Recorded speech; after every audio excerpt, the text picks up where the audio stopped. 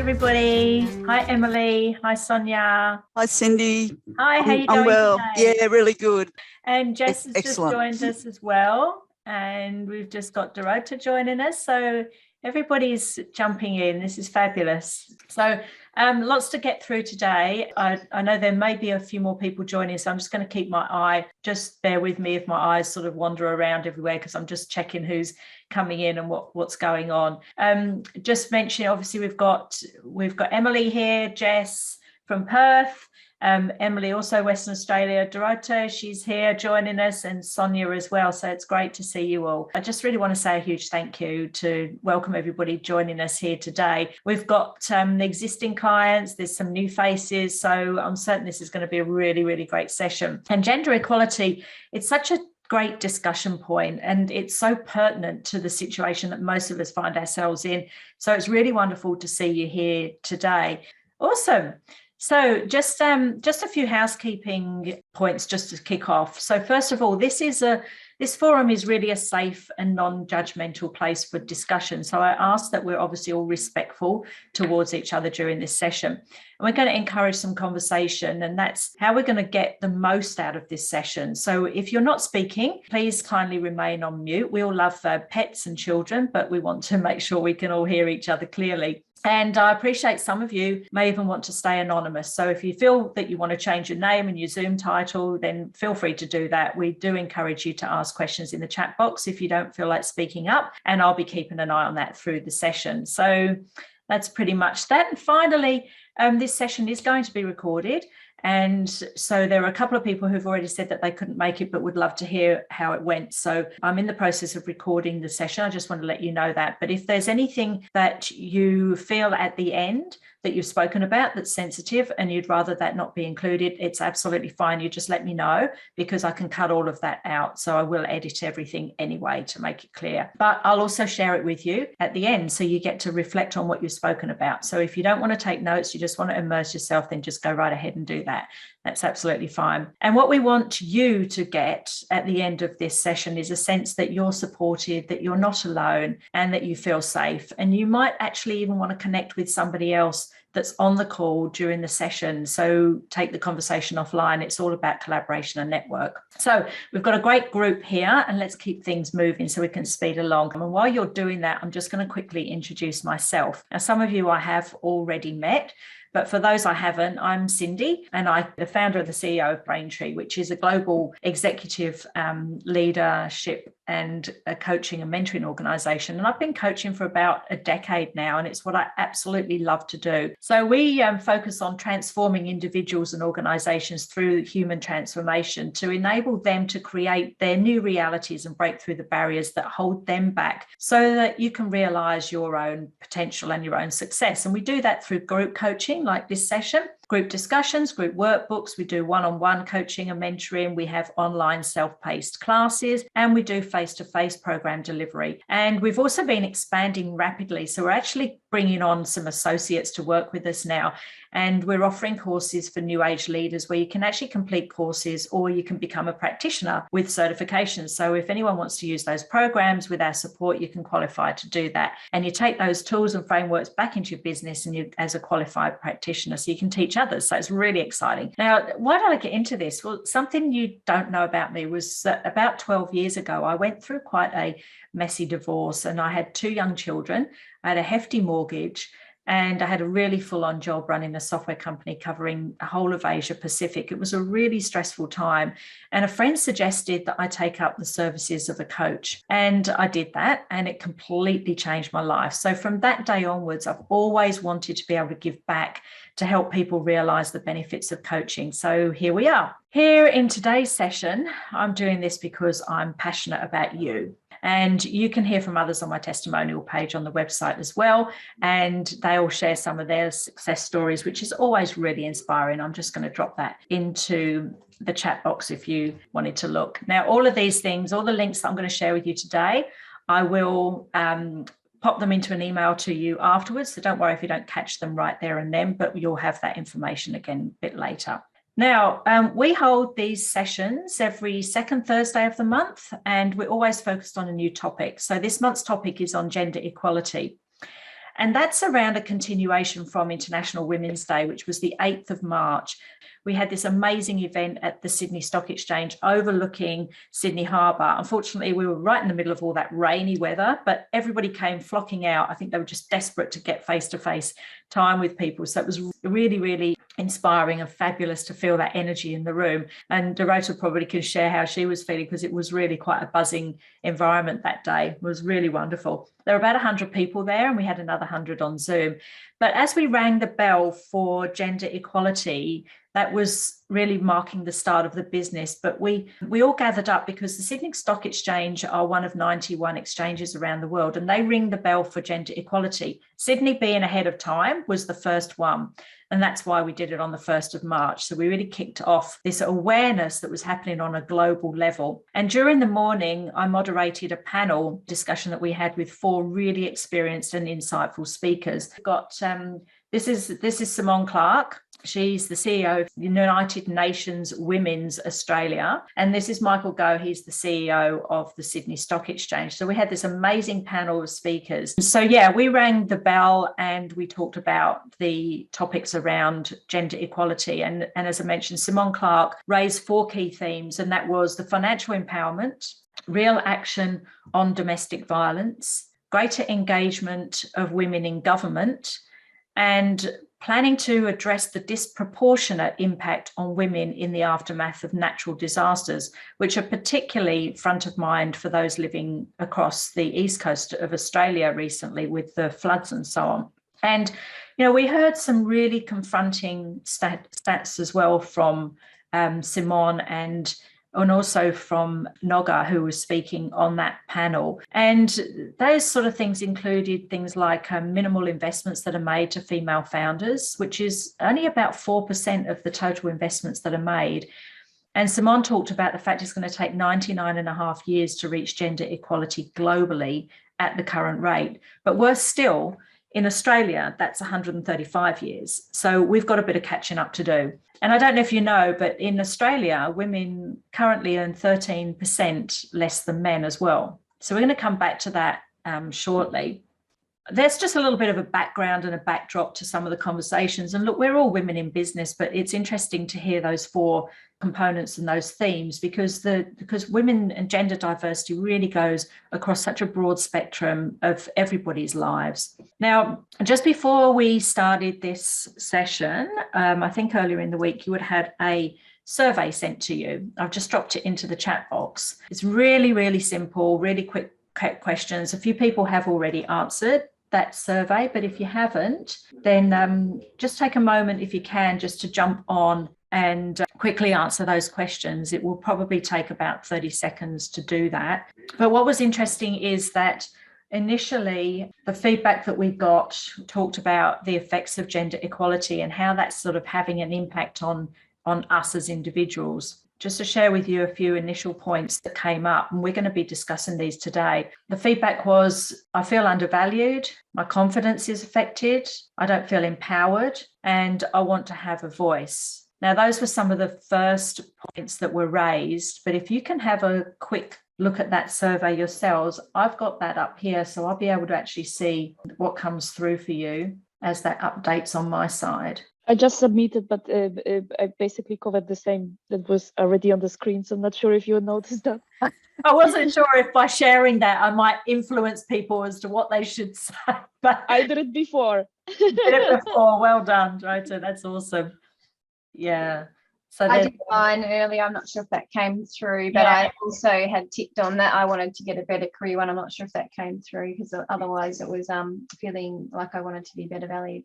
Yeah, excellent. Well, they seem to be pretty common themes. So we've still got the feeling undervalued, the confidence affected, don't feel empowered, want a better career, and I want to have a voice. So we had, out of everybody, majority of people didn't know that it was going to take 99.5 years to reach gender equality. Was that a shock? I don't really know what gender equality, how do you define it? Sorry, because is that equality in what sense? So it can be quite broad. I mean, really, it's about how women's rights, how are women treated relative to males, essentially. Okay. Are we deprived of opportunities in the workplace? Are we deprived of support services in the communities? Are we paid less money? Are we more at risk when there are adverse conditions, perhaps war zones and things like that, where women don't necessarily always have the resources available to them that men might, such as, you know, access to money, access to support for looking after dependents. It can go on and on and on, but really it comes down to, how do we get the balance on gender right across the world, or right across our own country? How do we feel that we have equal rights to everybody, to everybody else, and how do we manage to accomplish that? So yeah, nobody realized that it was going to take 135 years in Australia, so that's probably quite a shock. We're still sticking with the same messages here. I feel undervalued, confidence is affected, don't feel empowered, want a better career, and I want to have a voice. So in the chat box, we just take the first one, saying I feel undervalued. On a scale of 1 to 10, how would you rate that as having an impact on you as it relates to feeling undervalued? Is 10 Yeah, that's what I was going to ask. 10 is having the most impact on you. Feeling undervalued, is that really high in terms of its impact on you, or is it a bit lower? Can I maybe reflect, in our lovely, beautiful, coastliney, happy, sunshiny Western Australia, we also have quite a large divide with the rest of the country, and a cultural kind of a lag. And I've always said that we're at least 20 years behind the cultural norms of the eastern states in some of these trends. And I really feel like that's a huge issue for us over here. That's amazing. That's really amazing, because we talk about Australia as a whole in how we're lagging behind, but that's very interesting to talk about how different states have a different perspective and impact.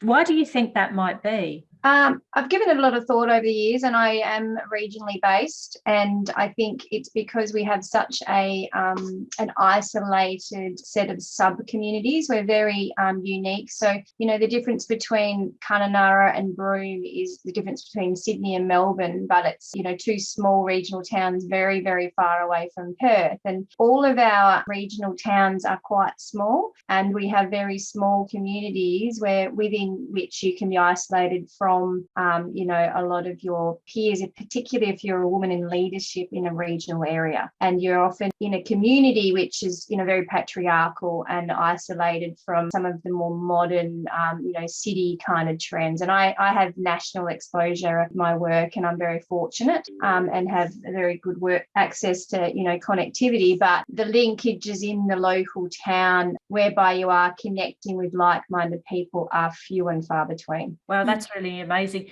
And so, you know, that kind of makes me think, well, how do digital platforms potentially help to break down some of those barriers? Because absolutely transformational, and so grateful, although very humbled about the impacts it's had on a lot of people. We've been very lucky in WA, but so grateful that the pandemic has brought about a normalised, you know, more hybrid work culture. It's just been a game changer. That's really amazing. Could I build on some of Emily's thoughts there? I'm obviously based in Perth, which is the urban area, and even within Perth, we've got like Perth is the entire WA sort of feeling, like they forget the regions. And then when working with people over east, definitely get that feeling like, oh, you're just WA, what do you know? And it's really frustrating in the sector that I work in, because WA is actually leading the world in the energy transition, and people over east are just like, oh, you know, it's just WA, you know, over here we're doing the better stuff.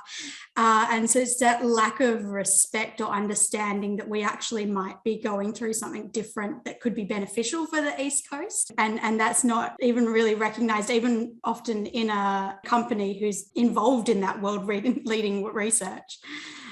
So that's the sort of feeling I'm getting through the undervaluedness, and then being a woman and a young woman, not having my knowledge respected within different circumstances. I'm with you, Jess. It feels like I need to find a way to get my face, because I have a baby face and people always think that I'm 16.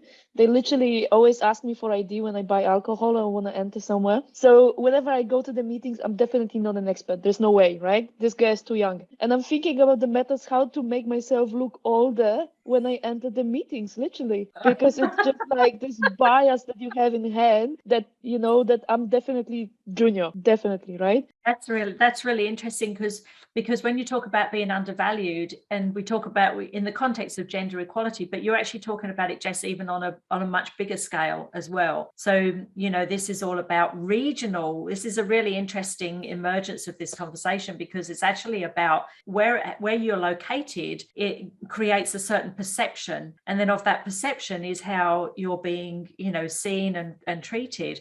So it's interesting to think about, well, how have others maybe broken through that barrier a little bit? We talked a little bit about those digital platforms. You know, how can we get center stage? How can we get a voice? How can we, you know, get more information out there? I was just really interested in Emily's observations about, you know, the West Coast and remote areas, because I work in the mining industry, and I've worked in predominantly remote locations virtually all of my life. And in the last 10 years, I've spent a lot of time working overseas in various Asian locations. And I hear what she's saying, because I actually find that I felt more valued at periods working in locations in Asia than I have in Australia. Yeah, that's really interesting, because sometimes I find that Asia, I've worked across the whole of the Asia Pacific region, and I found that it's probably even more prevalent there around gender equality issues than in Australia. So that's really interesting, and maybe that just sort of puts your environment that you're working in a completely different category. And particularly in mining, I mean, they're male-dominated industries as well. Oh, look, absolutely. And I guess that was what surprised me when I did start working overseas, was that I actually felt that I was more valued in my professional capacity than potentially I was in some of the places I worked in Australia. So it may be very well a function of industry as well. Sonia, I'm with you. I went once to a conference on energy commodities in Tokyo, and the room was easily 60% women, 50% women. And it was the first energy-related conference that had that I joined, that was in you know, quite a invitation only room basically. And usually in Australia, I'm the only woman, or there is two of us, or there is quite a few, but all of the other ones are really much older than I am. Like I'm the only young woman. Yep. No, I know. I hear you, 𝘬𝗓𝗏. And certainly, yeah, that's been my experience as well. I mean, obviously, mining industry is very male dominated anyway. Although I've seen, you know, I've been in the industry for over 30 years now, and I've certainly seen that change. When I started for the first 5 years, I was usually the only female on the sites that I was working at. But that's certainly changed around now, but there's still some prevalent attitudes out there.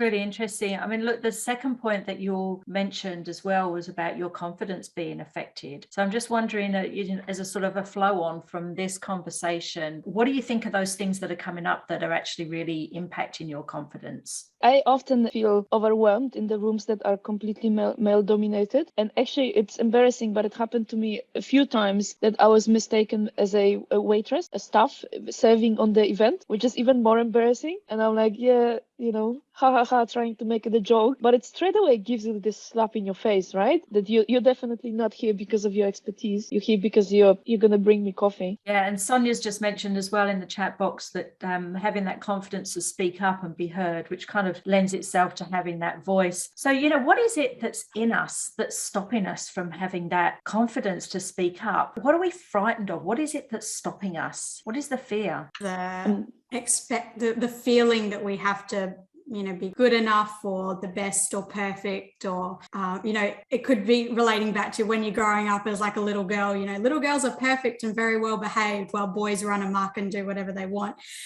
Feeling that you still have to be that in society, or feeling like you can't make a mistake, like you won't be respected, or if you do make a mistake, so everything you have to do is perfect or the best you can. That's really interesting that you go right back and you think about things like, girls wear pink, boys wear blue, girls play with dolls, boys play with trains and trucks. It's like all of these things are conditioned for us from an early age, and it's part of all of our programming. So going forward, we're in this new age now where we have probably the best opportunity right now to be able to speak up as women. There is awareness that's being created amongst communities all over the world that women really need to have a voice. And I think we've still got a huge way to go to really get to a stage where we don't feel inferior and we don't feel intimidated by this. But we're in a place right now where we can actually step out and say, yep, we've got a voice. And you might remember in that workshop that we did together, Emily and Sonia, I did a workshop with a group, and Dorota and Jess were in there. At one point, we talked about this particular topic and we said, what is the worst thing that can happen if you actually step up and say what it is that you really believe? So, and if you ask yourself that question every time, what is the worst thing that can happen? I mean, is anyone going to die? That's about the worst thing that's going to happen, right? I mean, if somebody turns around and sort of laughs at you or gives you a strange look or whatever, you don't have to own that. You don't have to own their response to you, but you have a right to have a voice, and it's okay to be able to step out and say it. And I see Dorota like grinning there, but honestly, is there something that you're going to say that goes against the terms and conditions that were set out in your job description? Because otherwise there's no grounds for them to fire you. And this it happened to me, there's nothing always has to be stated in the policies. Emily, I've just put the recording back on, and I wish I'd kept it going before when you spoke, because what you've talked about is incredibly powerful, and you're a shining example of how women are able to take a lead in these situations respectfully, in fact finding, presenting it in a professional manner. It's a shame that we have to get to this point, but what I'm also thinking is how amazing the work is that you're doing, and how can we as a group here, and how can Braintree help to amplify that? How can you help to amplify that? How do we get your voice out across the nation, not just in your own state, but how can we help you get that message out? Yeah, and I guess what we're wanting to do is network with like-minded people so we can connect in the first place and form some mechanism to do that. We're having conversations with Professionals Australia, who is a professional association for women in STEM and engineering and science, to see whether or not they can host a platform within which we can start advocating to connect with other like-minded women. We're considering whether that is the right platform. I think we need to have a separate entity outside of government and outside of the corporate structures that has a merit-based kind of recognition. So I'm not entirely sure whether this one's particularly going to be the right one. Amy, who's our engineer, has had some chats with them, and it is a $600 a year buy-in for members to that, which might be prohibitive. And as we've talked about, sometimes women have some stretch resources, and I myself had a similar background to yourself, Cindy, with a divorce and raising kids and paying for everything, plus paying my ex-husband's costs as well. It's not always a matter of us not having the resources, but it's where our resources are delivered once we do reach success, and the child support system basically doesn't allow us to get the benefit of that. It goes to the ex-husbands while you're at the office. So that's disheartening for a lot of women who are really doing the grind. And in the middle income sector, you don't get any help or support. I paid for everything and didn't get a single cent in support from government or parental payments or help with anything at all. So, whilst I think we need a platform, we need it to be accessible for women of all resource levels, but have a degree of similarity between us, whereby, it is women who have demonstrated competence in a STEM, perhaps have regional or some isolation factor, and who really do want to join and are ready to take some action and ready to sort of be part of that conversation in their own circles. So it needs to be an inclusive sort of space. Oh, look, I think certainly with some of the work that we've been doing in that gender equality space as well, there are connections that are quite powerful that we can hook you into. And we can certainly take that offline after this session. If there's anybody else on the group who is also having a few aha moments of how they want to work with or support Emily on this mission, then I'd encourage you all to connect. In all the emails that I've sent out to you, I've only ever blind copied you, so because I'm respectful of everybody's privacy, but I'm very happy to do a group email so you actually get each other's email addresses and to, to start to collaborate on some of these discussions a little bit more, because I think it has to be an ongoing conversation. It can't be just something that we talk about on the 8th of March every year. It needs to be something that is ongoing and that we are taking action. And I think also just for us, feeling that we can have that voice, the things we talked about, feeling undervalued, the confidence being affected, don't feel empowered, want to get a better career and want to have a voice. All of those things we have a right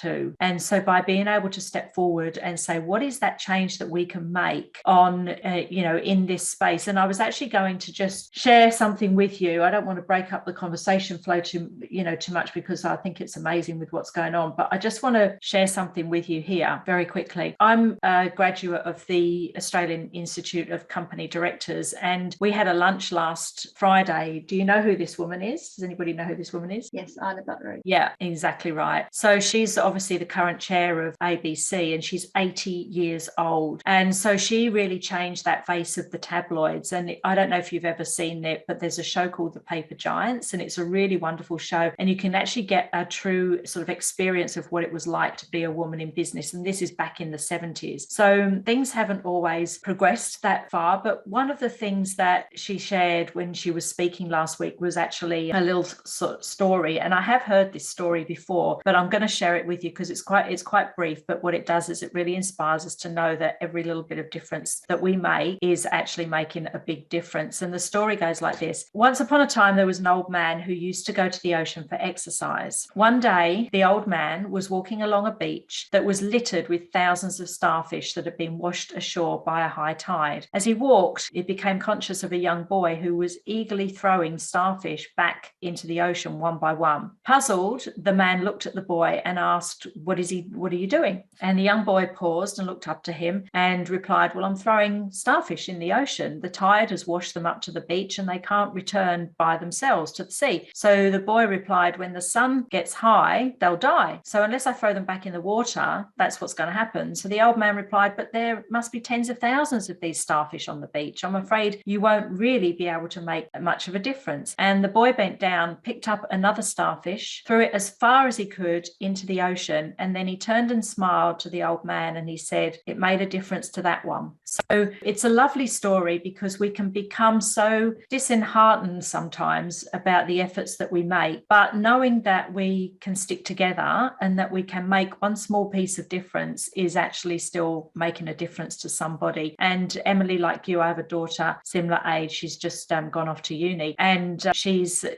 I'm very conscious of what her career will look like. In fact, in year 11, I said to her, what do you think you want to do? And she said, I'm not really sure. And I said, well, have you thought about management consulting or anything? She said, what's that? So I said, well, okay, what are they telling you in your careers advisor sessions? And she sort of was looking a bit blank. I mean, they're quite supportive, of course, but there were certain things that they just didn't know. So I said, right, I'm going to make a change to this. So I went out and I created a program called the International Oyster Program. I went to my network and I said, who wants to help make a difference? Who wants to be one of those people throwing that starfish back into the ocean? And immediately I had about 40 people put their hands up. And what I did, and I still do, is I have an interview which runs for about 15 minutes. And we talk about the person, what do they do? What's their role? What did they want to do when they were in high school? What was the pathway to where they got to? What would their advice be to a young woman who is in high school or in uni or in TAFE? And what would their key tips be to that individual? And we've got about 25 on the platform at the moment. And I try to offer them up to schools. They go out to Study, Work, Grow, which hits about 40,000 schools across the whole nation. And we actually just received a nomination for an award for community service for Canberra and New South Wales for the work we're doing to try to help young girls get exposure to understand what sort of roles are available to them. It doesn't necessarily teach them at that stage how they can deal with those situations in there, but the masterclasses that I do help with that. So they'll do things like, how do you overcome the imposter syndrome, for example, or what are ways to achieve your goals? So there's a lot of things that all kind of bundle together to really help women take that sort of path. So your girls might like to see some of that, Emily. I'd be happy to accommodate that for them. And Thank anything you. else? I would be most grateful.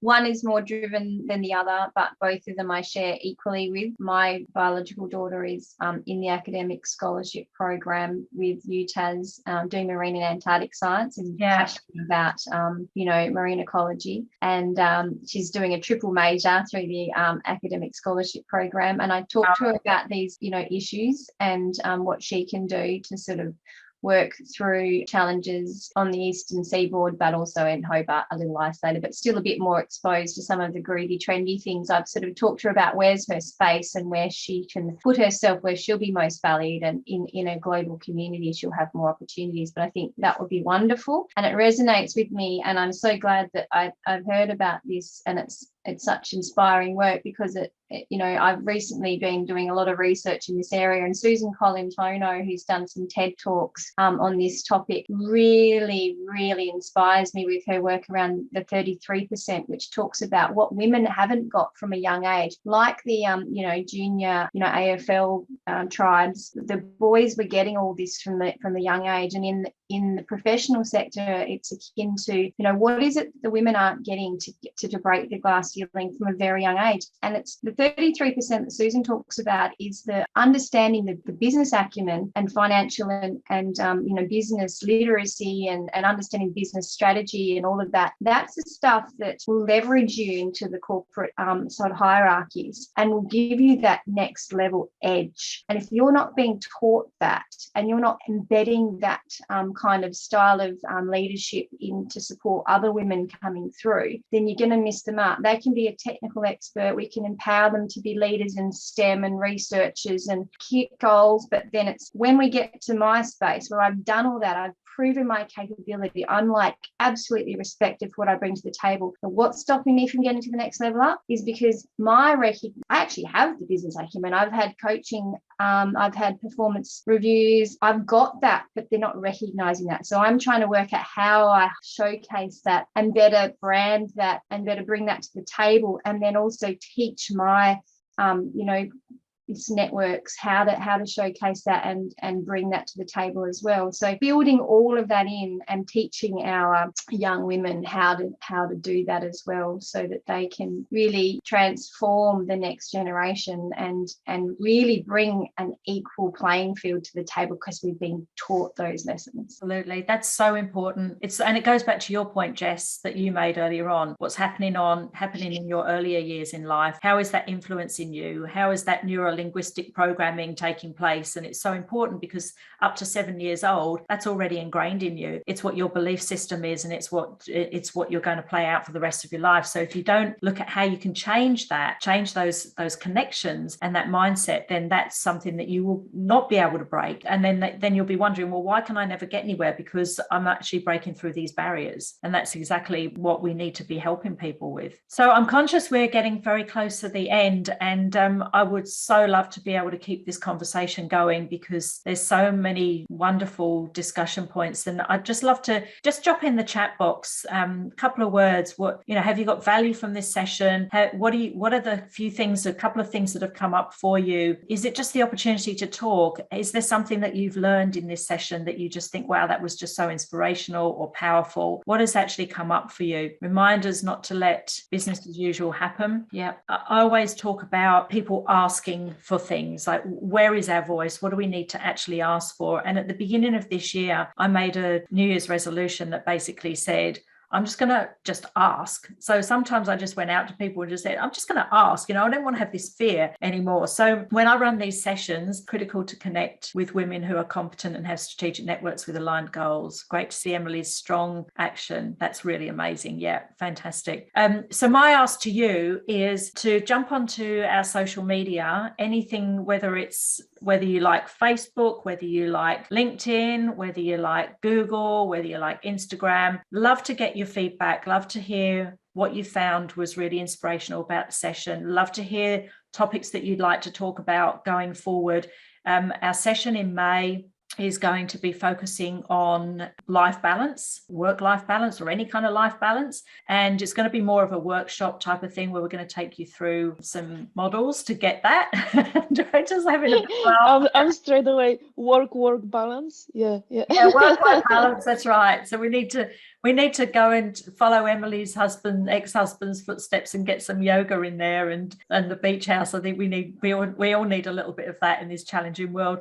So that's one that we're going to be looking at. Love to, obviously get your feedback on other topics you'd like to talk about. Really want to keep the conversation going with you, Emily, and in amongst this group, happy to set up a group chat, even if it's on WhatsApp, with all of us, just to exchange some thoughts and ideas there. And look, everyone who comes on these calls always knows that I give something away. I really appreciate you joining on the call, jumping on this call. Everyone gives up their time. I give up my time, you give up your time. We all want to get value from this. And I just always want to say thank you for your time and sharing and trusting me in running a session like this where we can have these trusted and open conversations. And so with that, some of the others already know that I like to be able to offer a half-hour free coaching or mentoring consultation. And that's just to sort of really get in and jump into a couple of things that are perhaps front of mind for you at the time. So you can book in through that link I've just sent for a half hour to go through that. And we've also got masterclasses. And one of the ones that I was going to offer you today was to jump on to the website. You can just go and have a look on the training section. And there's one there called 6 Ways to Improve Your Wellbeing. I thought everybody might like that as a little gift today. They're usually $100.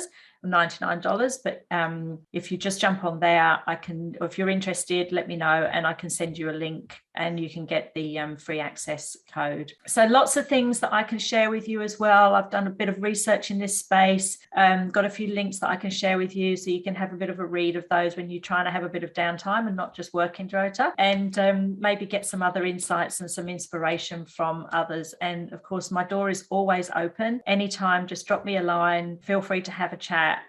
I love soaking up the information. Emily, you've shared some wonderful things. Dorota, Jess, Sonia, amazing input. It's been such an amazing discussion and I just really appreciate all your energy and your commitment. So thank you. Thank you for taking the time and following up on what was obviously an amazing, day that we do once a year. We had a similar thing in our workspace. So yeah, really happy to be part of ongoing momentum. Thanks so much, Emily. Yeah, we're keeping it going. And everybody have a fabulous day. Enjoy Easter. Hope you managed to get a little bit of a break and take some time out for yourselves and be kind to yourselves. Love yourselves. Thank you. Thank you. Bye-bye, everyone. Take care. Bye for now. Bye.